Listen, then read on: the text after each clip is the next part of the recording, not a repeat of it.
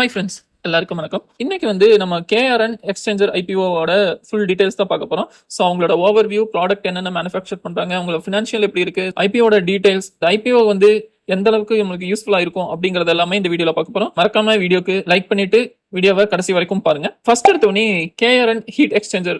So இந்த company வெரைட்டியான இண்டஸ்ட்ரீஸ்க்கு தேவையான ஹீட் எக்ஸ்சேஞ்சர்ஸ் அண்ட் ரெஃப்ரிஜரேஷன்ஸ் ப்ராடக்ட் எல்லாமே டிசைன் பண்ணி கொடுத்துட்டு இருக்காங்க.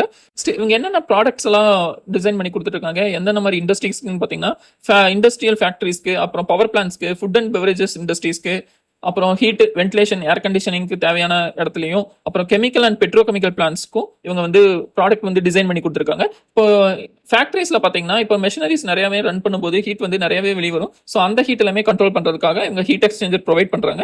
அதே மாதிரி பவர் பிளான்ட்ல பவர் ஜென்ரேட் பண்ணும்போதும் ஹீட்டை கண்ட்ரோல் பண்றதுக்காகவும் சேஃப்டி அண்ட் எஃபிஷியன்டா இருக்கணும் அப்படிங்கறதுக்காகவும் ஹீட் எக்ஸ்சேஞ்சர்ஸ் மேனுஃபேக்சரிங் பண்ணி கொடுத்துட்டு இருக்காங்க. ஃபுட் அண்ட் பெவரேஜஸ் இண்டஸ்ட்ரியில பாத்தீங்கன்னா ப்ராடக்ட்டை பதப்படுத்துறதுக்காகவும், அதே மாதிரி சூப்பர் மார்க்கெட்ல பாத்தீங்கன்னா நிறைய கூலிங்கான ஐட்டம்ஸ் மெயின்டைன் பண்ணும். ஸோ அதுக்காக தேவையான கூலிங் சிஸ்டம்ஸையும் இவங்க ரெடி பண்ணி கொடுத்துட்டு இருக்காங்க.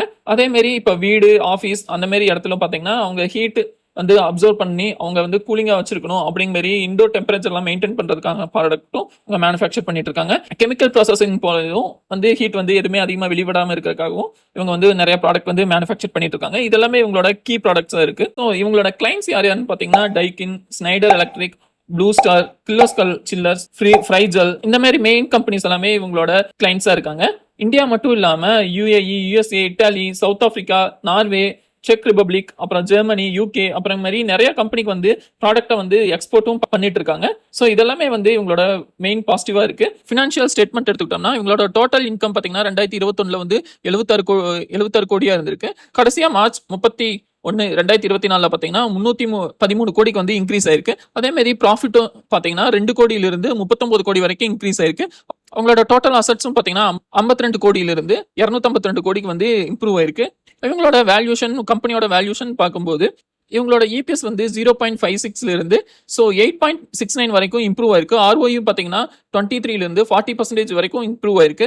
ஆர்ஓசியும் 15.75 இருந்து 31.21 இம்ப்ரூவ் ஆயிருக்கு.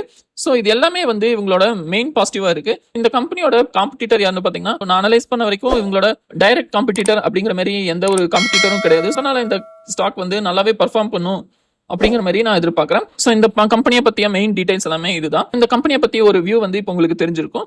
இப்போ ஐபிஓ டீடைல்ஸ் பார்த்தோம்னா இந்த ஐபிஓ 25 இருந்து 27 வரைக்கும் ஓப்பன்ல இருக்கும். பிரைஸ் பேண்ட் 209 இருந்து 220 வரைக்கும் ஃபிக்ஸ் பண்ணிருக்காங்க. ஸோ இதோட ஃபேஸ் வேல்யூன்னு பார்த்தீங்கன்னா 10. இது பிஎஸ்சி அண்ட் என்எஸ்சி ரெண்டுலையுமே லிஸ்ட் ஆக போகுது. ஸோ அலாட்மெண்ட் எப்பன்னு பார்த்தீங்கன்னா 30th செப்டம்பர்ல அலாட்மெண்ட் வரும். உங்களுக்கு டிமேட் டிரான்ஸ்ஃபர் 1ஆம் தேதி வந்துடும். ஐபிஓ 3rd அக்டோபர்ல உங்களுக்கு லிஸ்ட் ஆகும். வீடியோ உங்களுக்கு யூஸ்ஃபுல்லா இருந்திருக்கும்னு எதிர்பார்க்கிறோம். இந்த வீடியோ உங்களுக்கு பிடிச்சிருந்ததுன்னா வீடியோக்கு லைக் அண்ட் சப்ஸ்கிரைப் பண்ணுங்க. நீங்க என்ன நினைக்கிறீங்க, இந்த ஐபிஓ அப்ளை பண்றீங்களா இல்லைங்கிறத கீழே கமெண்ட் பண்ணுங்க. தேங்க்யூ.